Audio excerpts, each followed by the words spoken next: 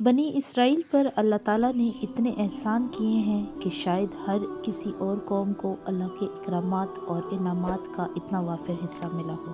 ارشاد باری تعالیٰ ہے، اے بنی اسرائیل، یاد کرو میری اس نعمت کو جس سے میں نے تمہیں نوازا تھا، اور اس بات کو کہ میں نے تمہیں دنیا کی ساری قوموں پر فضیلت عطا کی تھی۔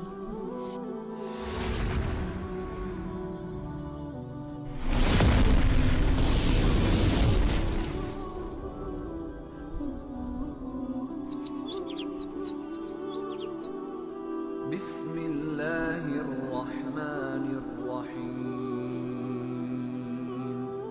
معزز سامعین، السلام علیکم۔ آج میری ویڈیو کا عنوان ہے بنی اسرائیل۔ بنی اسرائیل کی قوم کون تھی؟ اللہ کے پیغمبروں میں سے ایک کا نام یعقوب علیہ السلام تھا۔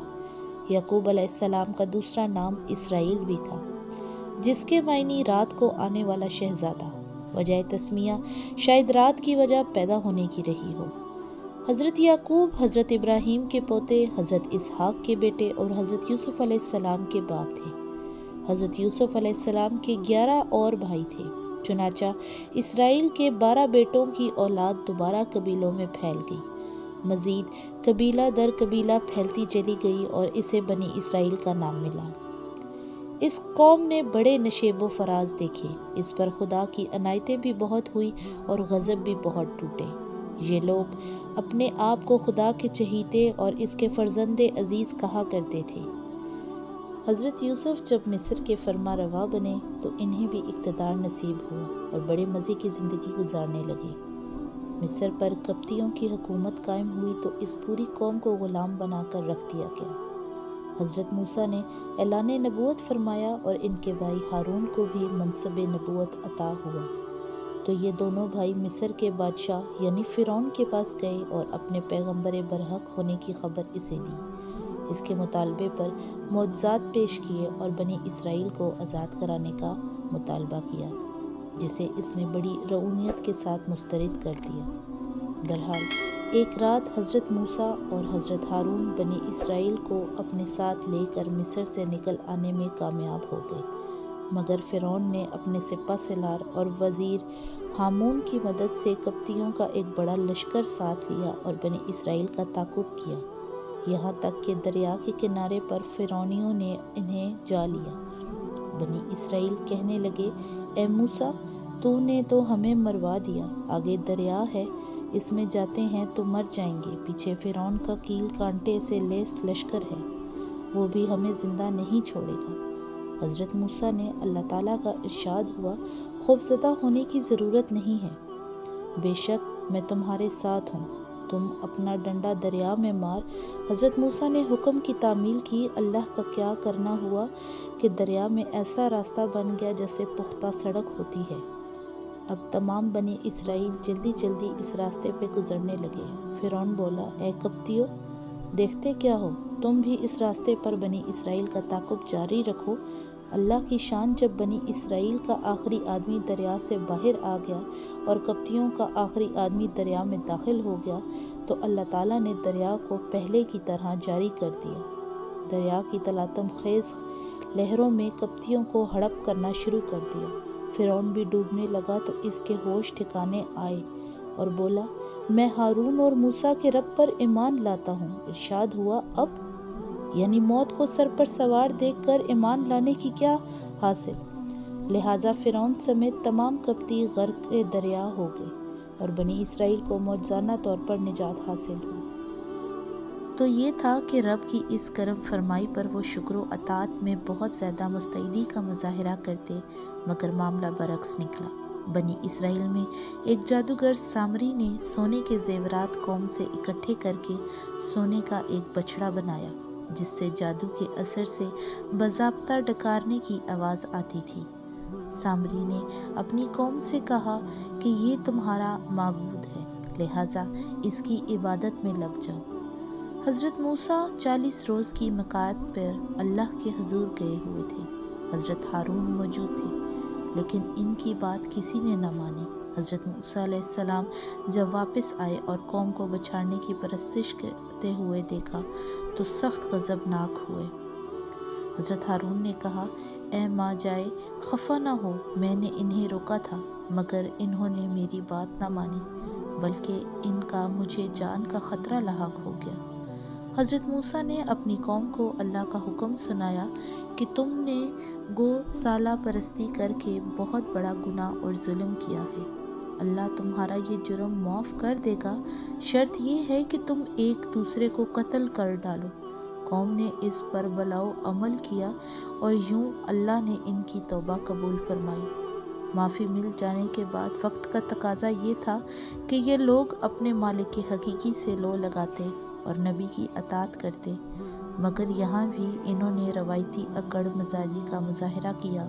کہنے لگے، اے موسیٰ، ہم اس وقت تک ایمان نہیں لائیں گے جب تک اللہ کھلی آنکھوں سے نہ دیکھ لیں۔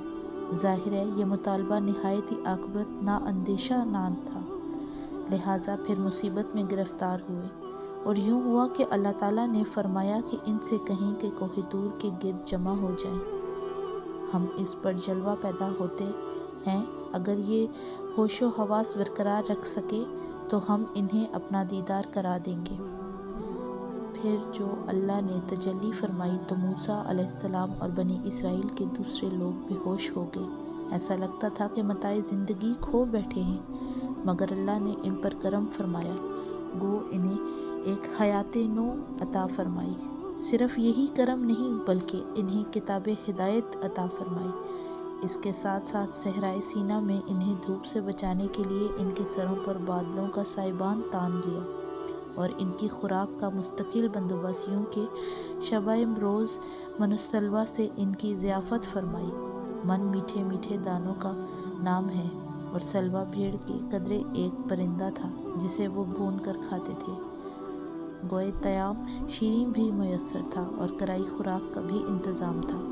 حق بنتا تھا کہ وہ شکر گزاری اور فرمانبرداری کا مظاہرہ کرتے، مگر وہ اپنی مطلوع مزاجی اور بری فطرت کے ہاتھوں مجبور ہو کر پھر نافرمانی پر تل گئے اور اپنے رب کو ناراض کر بیٹھے۔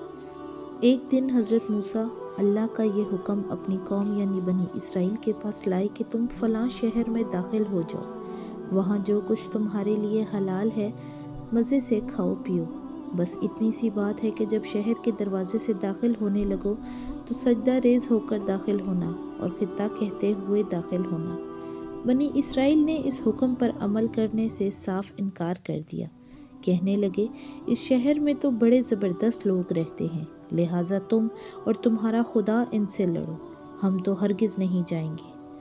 پھر جب حضرت موسیٰ اور ان کی قوم کے کچھ غیور و باہمت لوگوں نے حوصلہ بڑھایا تو جانے کے لیے تیار ہو گئے، مگر اپنی کنج روی سے باز نہ آئے۔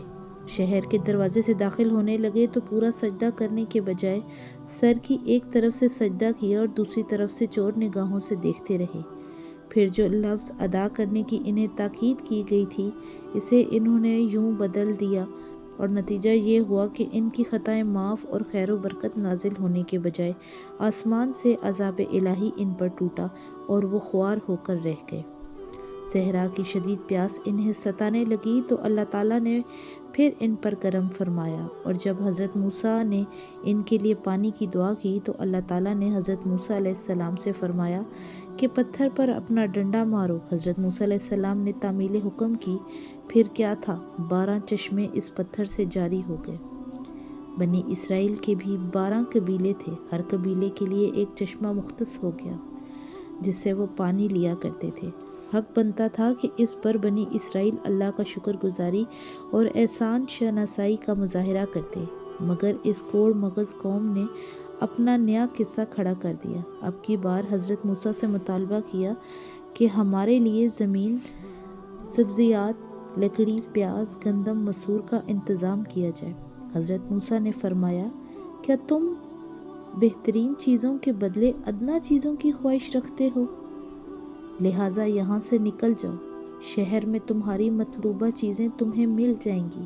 اور کفران نعمت کی سزا کے طور پر خدا نے انہیں دشت سینا میں بھٹکا دیا۔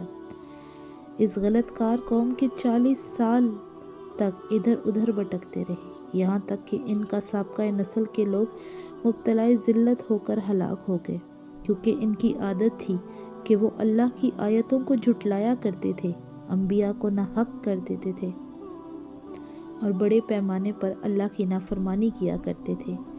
ایک دفعہ کا ذکر ہے کہ بنی اسرائیل کے ایک شخص کو قتل کر دیا گیا۔ قاتل بڑی عیاری سے بچ نکلا اور تنازع شدید صورت اختیار کر گیا۔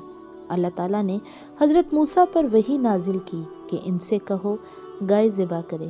مناسب ہوتا کہ حکم کی تعمیل کی جاتی، لیکن یہاں بھی بنی اسرائیل نے روایتی کہج فہمیوں کا مظاہرہ کیا۔ کہنے لگے گائے کیسی ذبح کی جائے؟ ارشاد ہوا نہ زیادہ پکی عمر کی ہو اور نہ چھوٹے عمر کی ہو، بلکہ درمیانی قسم کی ہونی چاہیے۔ پوچھنے لگے اس کا رنگ کیسا ہو؟ جواب ملا زرد رنگ کی ہو، نگاہوں کو خوش کر دینے والا رنگ ہو۔ بولے اچھا مزید یہ بتا دیا جائے کہ اس میں اور کون کون سے خواص ہوں؟ ارشاد ہوا وہ بے داغ ہونی چاہیے، نہ اس سے زمین جوتی گئی ہو، نہ کھیتوں کو پانی پلایا گیا ہو۔ کہنے لگے اب آپ کے پتے کی بات کی ہے، ہم انشاءاللہ حسب ہدایت عمل کریں گے۔ اب جناب مطلوبہ گائے کی تلاش شروع ہوئی تو بضد مشکل ایک ہی ایسی گائے ملی جو کسی غریب یتیم کی تھی۔ اس سے جب گائے کے لیے قوم کی ایسی بےتابی دیکھی اور انہیں اصرار کرتے پایا تو پہلے تو اس نے گائے بیچنے سے انکار کر دیا، پھر بڑی مشکل سے گائے بیچنے پر آمادہ ہوا، مگر اس کی قیمت یہ لگائی کہ وہ گائے کو سونے کے برابر تول کر دے گا۔ بنی اسرائیل والے اپنے ہی بے تکے سوالات کی وجہ سے دشواری میں پڑ گئے اور اتنی مہنگی گائے خریدنا پڑی۔ فرمانے باری تعالیٰ ہوا گائے کو ذبح کر کے اس کا ایک حصہ مقتول سے مس کرو۔ جب ایسا کیا گیا تو مقتول بولنے لگا اور اس نے اپنے قاتل کا مکمل نام و نشان بتا دیا، جو دراصل اس کا یتیم کا بھتیجا تھا، جیسے اس نے پال پوس کر جوان کیا تھا اور اپنی بیٹی کی اس سے شادی کی تھی، مگر اس ظالم نے مال و جائیداد کی لالچ میں اپنے سگے چاچا اور محسن کو قتل کر ڈالا اور قتل کا الزام دوسروں پر تھوپ دیا۔ یوں اللہ تعالیٰ نے اس کا راز فاش کیا اور وہ کیفر کردار تک پہنچا۔ الغرض بنی اسرائیل کا یہ اجتماعی کردار بن چکا تھا کہ وہ اپنے مالک کو ناراض کرنے کا کوئی موقع اپنے ہاتھ سے جانے نہ دیتے تھے۔ وعدہ کرتے تو وعدہ خلافی کر جاتے، قطع رحمی ان میں عام تھی، پرلے درجے کے فسادی تھے۔ جس دین اور آنے والے نبی کا وہ بار بار حوالہ دیتے تھے، جب وہ تشریف لایا تو اس کے سب سے بڑے مخالف بن گئے۔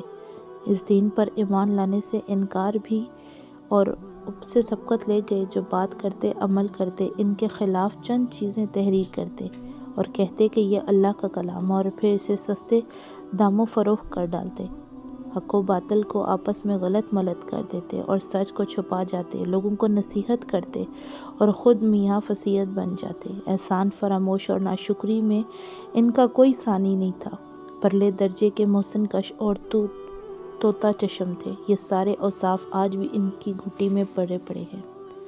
اللہ پاک سے دعا ہے کہ ہم سب کو 5 وقت کا نمازی بنائیں۔ مزید ویڈیوز کے لیے میرے یوٹیوب چینل کو سبسکرائب کریں، لائک کریں اور شیئر کریں۔ شکریہ۔